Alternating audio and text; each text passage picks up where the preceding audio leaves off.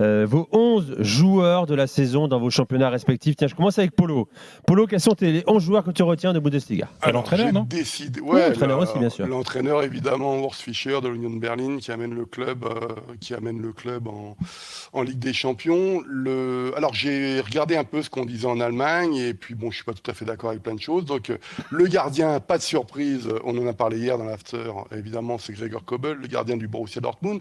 J'ai choisi une défense à 3 et comme je me suis pris la tête avec Upamecano qui a fait un excellent début de saison, moins la seconde, que De Ligt n'était pas bon lors des matchs allés, mais excellent lors des matchs retour. J'ai choisi de ne pas aligner un seul défenseur central du Bayern Munich. Et donc, j'ai fait la grande surprise de la saison, c'est Union Berlin aussi, Danilo Doki, qui arrivait de Belgique, pardon, et qui est excellent au poste de défenseur central. J'ai voulu valoriser le champion du monde 2014, Ginter, l'Allemand, qui est retourné à Fribourg, et Fribourg a au passage gagné encore une place, c'était 6e l'année dernière, 5e. Et puis, stopper gauche, évidemment, Gvardiol, l'une des futures stars, à mon avis, en défense centrale du football européen. Il n'y a pas de souci avec ça. Mais 4 au milieu. Alors, évidemment, et celui-ci aussi, il a explosé, le néerlandais Frimpong du Bayer Leverkusen en piston droit. Piston gauche, j'ai mis Kingsley Coman, qui est un poste qu'il joue assez souvent d'ailleurs, et qu'il a beaucoup joué comme ça sous Nagelsmann, et c'est un poste qui m'intéresse aussi parce que j'ai été assez déçu par différents pistons gauche cette saison. Au milieu de terrain, il va sûrement quitter la Bundesliga, en tout cas il va quitter Cologne, c'est le Škiri évidemment qui est le joueur qui court le plus en Bundesliga, et lorsqu'on me parle de numéro 6, il faudrait peut-être s'intéresser à Škiri qui vraiment colmate tous les trous, qui fait un boulot extraordinaire depuis des années à Cologne. Petit chouchou à ses côtés, numéro 6, numéro 8, il va débarquer au Bayern Munich, Konrad Laimer, l'international autrichien, qui a malheureusement été blessé cette saison. Et puis les 3 de devant, impossible de ne pas mettre comment on appelle ça, l'attaquant en soutien, le français Nkunku, évidemment, pour tout ce qu'il a fait en Bundesliga, et cette saison aussi, malheureusement il a été blessé. Celui à ses côtés, un véritable numéro 10, jeune, celui qui a donné le titre au Bayern Munich à la 89e minute de la dernière journée, le jeune Moussiala, et puis devant, la révélation en attaque, il débarquait de Nantes, c'est évidemment le français Kolo Muani. Donc ça me fait un 3-4-2-1, comme je les aime. Il penche un peu côté gauche théoriquement, mais quand on voit le boulot de Frimpong, c'est assez extraordinaire. Je ne sais pas combien seront encore là l'année prochaine en Bundesliga. Fred, ton 11 Liga. Alors, moi j'ai fait un système très espagnol en 4-3-3. Je veux dire que c'était assez facile pour moi de faire ce 11. J'ai pas inventé grand-chose. J'ai fait de l'évidence. Et je pense que... Et puis c'est vrai que la semaine dernière, j'avais lancé un appel aux supporters de la Liga et on était tous à peu près d'accord sur les joueurs. Ils m'ont envoyé sur les réseaux sociaux, sur Insta et sur Twitter. Alors, le gardien, c'est pas la peine de... Voilà, c'est Ter Stegen parce que bon, c'est record absolu de buts non encaissés justement par Ter Stegen. Latéral droit, Nahuel Molina, l'Argentin de l'Atlético, qui est en train de prendre une vraie grande dimension. Le meilleur défenseur central déjà l'un du monde, mais on a 10 ans d'un défenseur central exceptionnel, l'Uruguayen Araujo, Ronald Araujo, bien sûr, du Barça. En défense, bien entendu, beaucoup de joueurs du Barça, parce que c'est l'équipe qui a encaissé le moins de buts cette saison, et c'est la meilleure défense d'Europe, quoi. Donc, ça a été impressionnant cette saison. Le Normand, la Real Sociedad, 4e du championnat. C'est une fois tous les 10 ans qu'ils vont en Ligue des Champions. Donc là aussi, bonne tenue de Robin Lenormand. Encore un joueur du Barça en latéral gauche, Alejandro Balde, qui a quand même joué le mondial, qui a fait partir finalement, parce qu'il s'en va, Jordi Alba, qui lui a pris sa place et qui l'a fait partir, et qui a même disputé le mondial.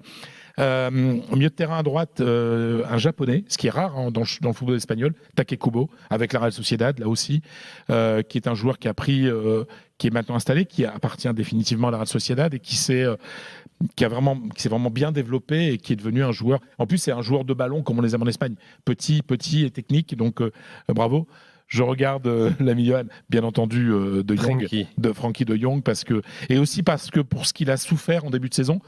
On ne va pas revenir sur la manière dont le Barça a essayé de le virer salement. Et finalement, il a été imposant. Et quand il a été titulaire, il est devenu titulaire parce qu'à un moment, Xavi a compris que c'était une évidence. Donc il est là.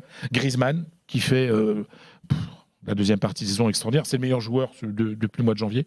Voilà, tout simplement du championnat espagnol. Donc Griezmann, c'est une évidence. Et devant, c'est évident aussi. Alors peut-être moins.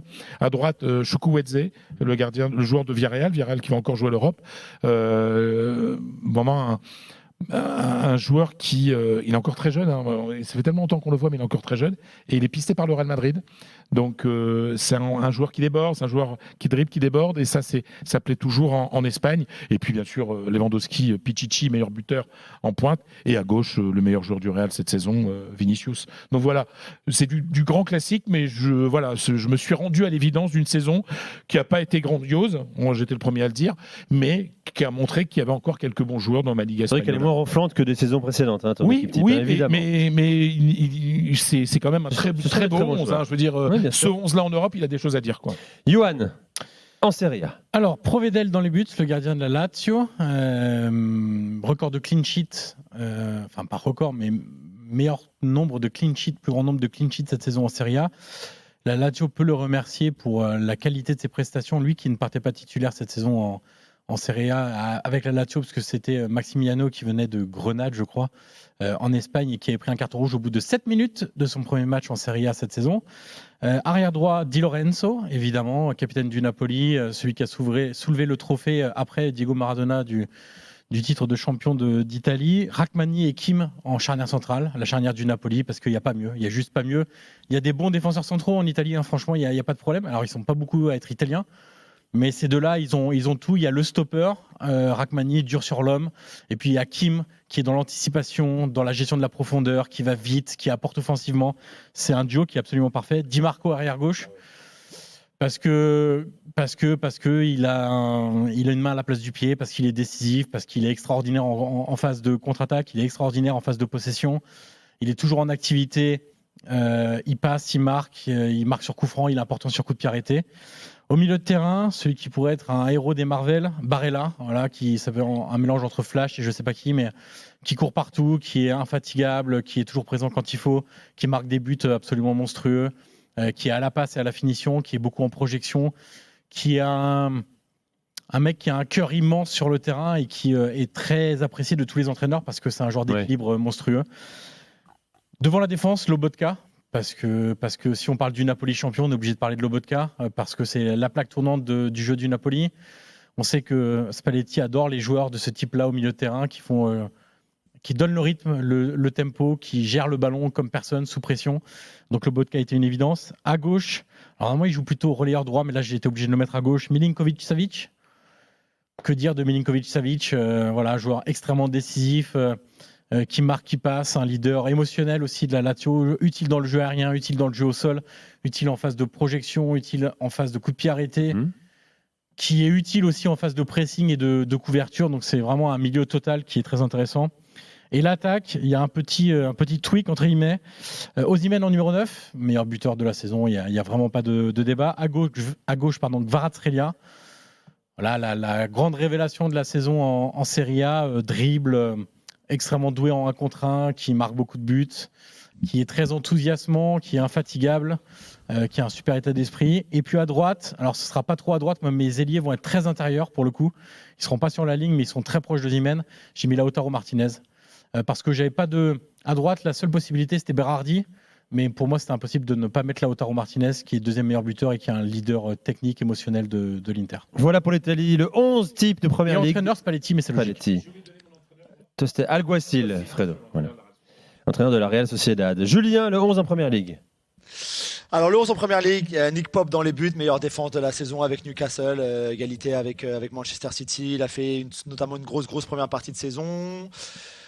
Trippier et mon arrière droit pour les mêmes raisons que Pope, tous les deux avec Newcastle. C'est vrai qu'ils ont fait une saison assez fantastique. Ruben Dias et William Saliba dans l'axe. C'est vraiment dommage que Saliba se soit blessé dans ce match contre le Sporting en Europa League, parce que s'il avait été là jusqu'à la fin de la saison, pour toute la saison, peut-être que au final les choses auraient pu être un petit peu différentes.